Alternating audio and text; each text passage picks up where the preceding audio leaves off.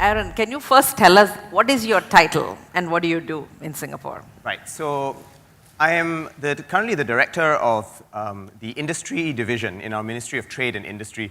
And in that portfolio, I look after the manufacturing, services, and tourism sectors.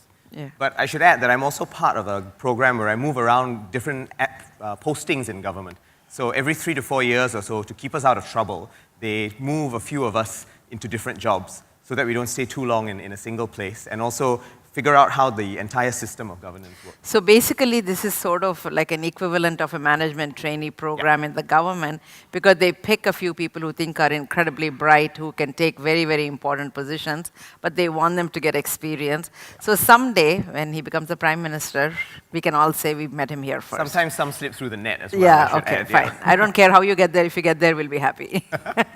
So, Aaron, I really wanted to talk a little bit about, everybody looks at Singapore sort of as a utopia. Actually, my husband jokes that the place is so clean that there must be people standing under the trees, and as the leaves fall, they catch it and put it in. And my friend Anjali Bansal was saying, no, they actually train the trees so that they shed only at certain time of the year. So, what role did government play to make this happen? I mean, this really happened in the last 50 years. It wasn't like it took 200-300 years to do it. What role did the government play to make it such a system that works? I think the role has shifted through time, to be quite honest. And I like to think of it as 3 different metaphors for how governance has evolved, actually.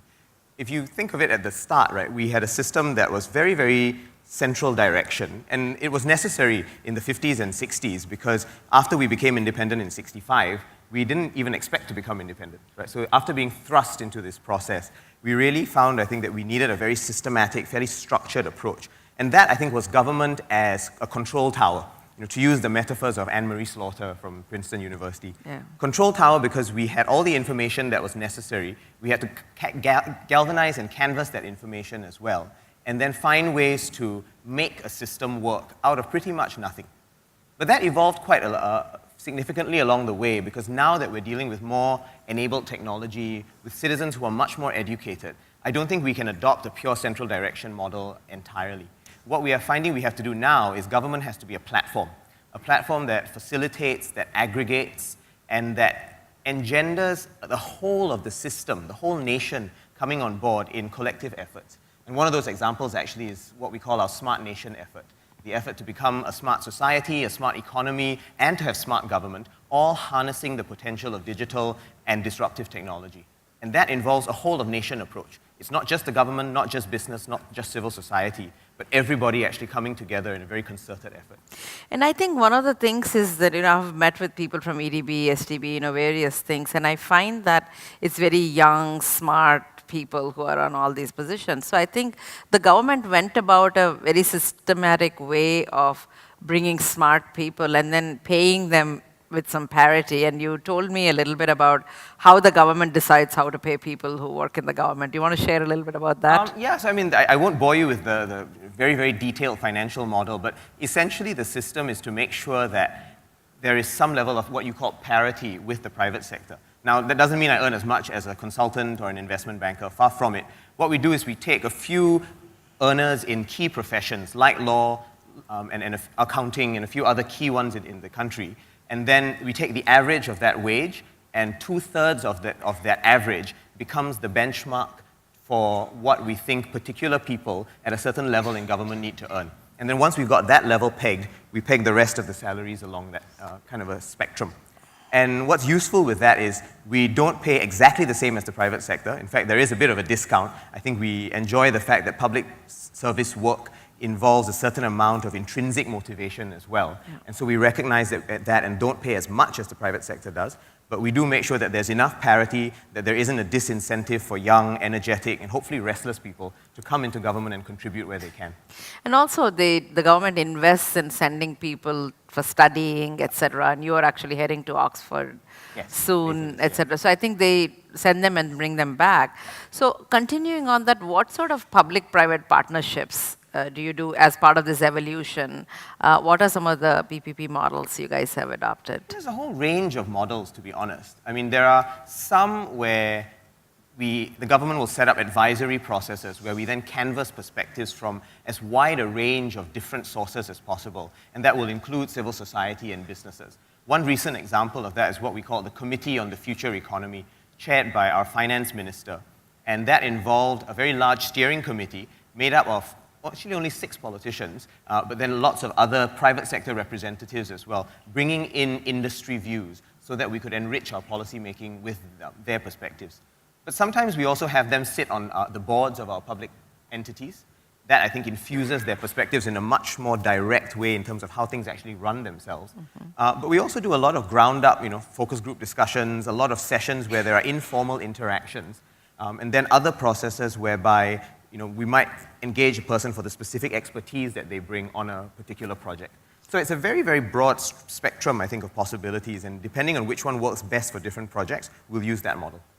Now, you're also bringing a lot of new technologies. I think are you the first country, apart from US, to have autonomous cars on the road? And how did you guys go about that? What are the things you have to take care of before you introduce something like autonomous cars? Are your taxi drivers revolting against it? What sort of things are happening? So on autonomous cars, it's an interesting example because we are in the midst of experimenting with that. It's not been rolled out in a complete mainstream process. So we haven't had a taxi driver massive pushback yet. Although I think it's also important that we continually sensitize all parts of our citizenry to different aspects of technology so that they know that there are these challenges out there and that resistance actually is not the best way for us to proceed. We actually will find that we need to work with existing technologies such that we are augmenting the existing lifestyles of both our drivers and other citizens rather than substituting away from them. But on the driverless car specifically, we are running some experiments in one of our universities, one of the islands that we run basically as a tourist attraction, and one section that we call One North, which is an area where lots of SMEs and startups are actually co-located. And in all those places, we're doing these experiments with AVs because we want to figure out what works in these more contained environments, figure out the safety issues, figure out the regulatory issues, and then once we've ironed out some of the kinks there, we'll probably broaden it into more widespread use. So we talked about blockchain today, et cetera, and you guys are doing some stuff in rolling out blockchain. So what are you planning to do, and what are the obstacles you see, or how easy is it? Tell me a little bit about blockchain. Yeah, that's an interesting one because our monetary authority is actually doing quite a lot of work in creating what they call a fintech sandbox. And the sandbox is meant to be a safe space within which companies can try out or experiment with new technologies, look at how they are working or not working, and again, very much in the same spirit as the pilots I mentioned with the AVs. It's a safe space to iron out the kinks in these policies. So blockchain is certainly a big part of that, but there are other financial technologies that we're trying to use there as well. And I think what's interesting there is the sort of experimental approach to policy making that we find has been useful. Because if we try and get everything right in terms of our research and analyze every possible scenario in terms of these new technologies, we probably never do anything. Right? We end up with analysis paralysis. And what we therefore are trying to do is work with a much more experimental and iterative approach. Figure out what works in a small case or a pilot area, and then broaden the use after that. And so blockchain and other examples of fintech actually take place within this sandbox. And what I find interesting is that there are some things which we are prepared to run experiments on, but also some core principles which we will not be flexible about. So things like the honesty and integrity of the system, right? We will not compromise on those things. We won't compromise on technology that moves or enables money laundering, for instance. We're very clear about those things. But within those broad core values, there's actually a lot of space for iteration and experimentation. Now, one of the things we sort of touched upon is privacy and privacy laws. So when I give my fingerprints or whatever, it's out in the public domain or government has access. So what are you doing to make sure that the privacy is safeguarded in some ways? Yeah, it's a really important area, and we do actually have a Privacy and Personal Data Protection Commission that functions precisely to protect these rights of citizens. And this might be a bit of a surprise to some people, but actually, even within government, the amount of veils and walls that exist between different users of data are quite strong. I'll give you an example that's not related to individual data, but more to company data because of the work that I do. So sometimes I've actually asked for what's going on in a specific sector, just to understand the health of that sector, how it's evolving, and what potential support might actually be needed from government. And I've been told on certain occasions by our Department of Statistics, we cannot give you that data. And when I ask why, the answer is, well, it's a sector with only 5 firms, and if we give you some amount of information, it will be easy to triangulate which firm is which. So they protect it quite carefully, actually, and then what I have to do is ask quite specific questions about the overall sectoral health, and then they will give me that specific data in response to my questions. So there are actually quite rigorous protocols in place to make sure that privacy, both of individuals and of corporate entities' data, is well protected. So now when we look at Singapore from outside, everything is perfect, everything works. There's got to be something that doesn't work. There's got to be some failures. There's got to be, just tell me one or two ugly stories. I just want to know, like, even Singapore has problems. She promised me she wouldn't ask this question, but I guess Lakshmi always will, in the end. But yes. I think it's a good question, because one important thing we find in how we approach policy is not to assume that once you've done something, that's the end of the whole process, and we never ever have to change it again. Even policies have a sell-by date, right? And we need to be constantly iterating and learning as we go along.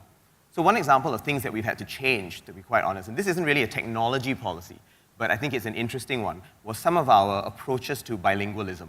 We've had a system whereby everybody has to study at least 2 languages, English plus something else. Often it was someone's mother tongue, so many of the Indians in Singapore are South Indian, so they study Tamil. But nowadays there are other Indian subcontinental languages that are also on offer. Some do Malay, some do Mandarin. And we did find that a very purist approach to bilingualism after the first few years of the system didn't work as well. Because some people were really good at it, but the bulk of us are not wired to have multiple languages at work in our heads. And so we tweaked the system such that we allowed for different levels and different spectrums of ability. But I think the core point that is important there is that we do need to be constantly iterating our policies. Because if we don't, then we end up getting stuck and stagnant, which is the last thing you need in a world that is constantly in flux.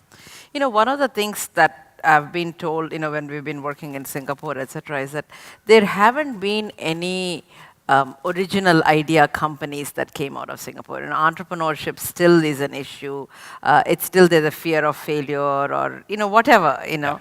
So what do you need to do? What do you guys think of doing so that some original thought comes out of Singapore? Or, like, for example, the things you're doing in biotech, etc., are really, really amazing and huge. And actually, most of the people don't even know what's happening. The story has not been told that much.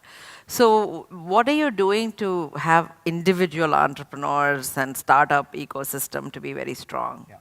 Yeah. That's a question I struggle with a lot personally, actually, because Singapore itself is actually an innovation when you think about it. The country, We became a nation at a time when nobody expected a country that was that small with no hinterland to become a nation. We moved away from import substitution at a time when the world was increasingly going insular, not unlike the system we're facing today, I suppose. And we insisted that we push outwards, right? Welcome MNCs, open ourselves to free trade. And those were quite, in a lot of ways, brave policy innovations, I think, at the time. Today, I think we are, you're right, much more focused on more incremental innovation rather than big, enormous transformations. And on different days, I struggle with different aspects of this. On the days when I'm feeling more satisfied, I tell myself that actually it's quite hard to do continuous innovation in a space that is that tiny, right? We're smaller than the greater New York area. We're greater than the London metropolitan area. And we've built so many things now that even if we want to try and do big innovations, there isn't a huge amount of space. And I do mean physical, literal space, to actually run new things. But then on other days, I tell myself that we must make sure we don't end up getting subjected to the innovator's dilemma. The system whereby we've been so successful that we stop pushing ourselves to innovate even further. And I think that would be a really dangerous thing for us to end up doing. And so balancing those two tensions, I find, is really the lot of the policymaker, right? Understanding the reality that we don't have a huge amount of space, that we're not a green field anymore, we are brown field in a lot of ways. But at the same time, we have to keep innovating. A friend of mine told me that he went to Paris recently and a barista there said to him, oh, you're from Singapore, that's the future. And that's very flattering, but if people tell us that, then what's our future, right? We need to be constantly imagining in ways that are quite unanticipated. Yeah. So one of the things I did hint to you guys is that he's in the government, which is by choice, but there is another profession you have by choice, which you're actually a poet. So last time we were in Ink Asia and we had him speak, I actually had him only speak about being in the government in terms of poetry. Since we talked more about government today, so I thought we should end up with you reciting one of your poems, and tell us a little bit about any poem you want to recite, and then give us one of your poems.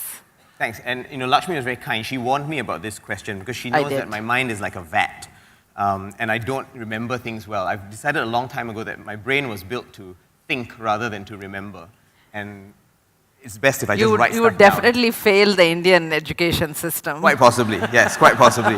I cannot memorize things. I realized that about myself a long time ago. No ICSC for you. No.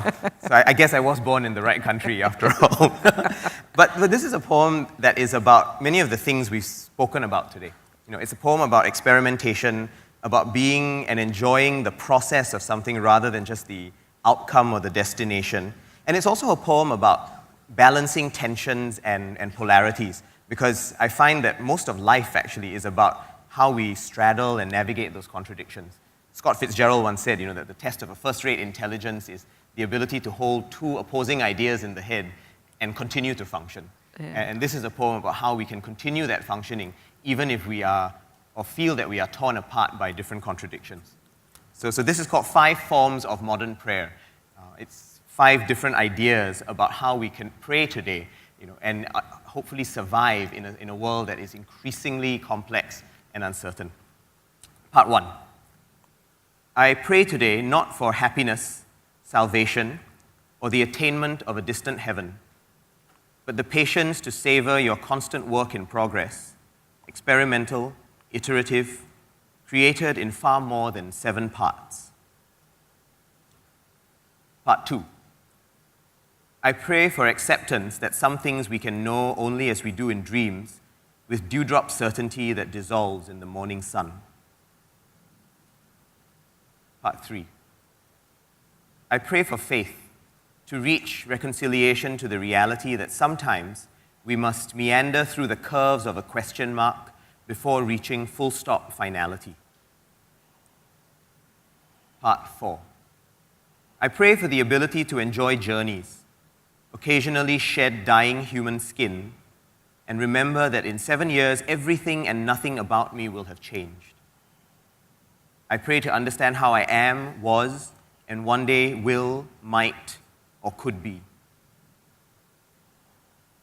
Part 5. I pray for help to be large, to contain a greater poet's multitudes, to be kind when I realize my heart's small, frail flower cannot contain eternity, when my mustard seed mind hasn't faith enough to bear the fruit of the world, and my hand cannot begin to write into being the contradictions tapering horizonward, elusive as perspective, elusive as paradise. So it might be elusive, but I hope we all find some amount of paradise. Great.